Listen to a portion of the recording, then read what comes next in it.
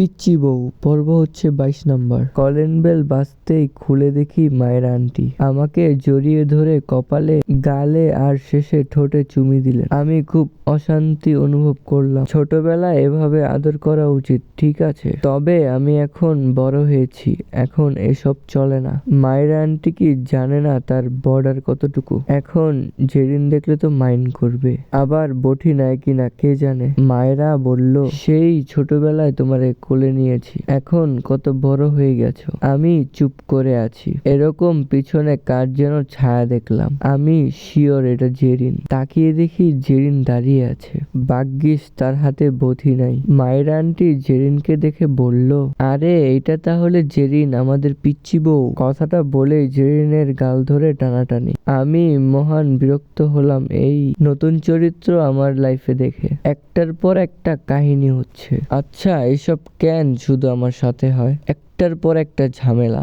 মায়েরা বলল, চলো তোমাদের আজ লালবাগ কেল্লায় নিয়ে যাব।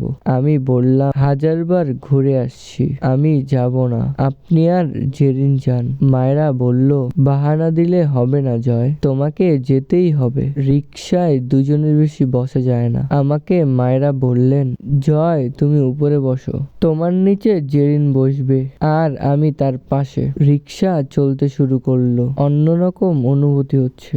দেখি জেরিন আবার পায়ে হাত রেখেছে, শরীরে শিহরণ দিয়ে উঠলো। এমনিতে আমরা এক খাটে ঘুমালেও মাঝখানে কোলবালিশ থাকে, আর সে আমার অসুস্থ অবস্থায় সেবা করছে। তখন সেন্সলেস ছিলাম, তাই কিছু অনুভব করিনি।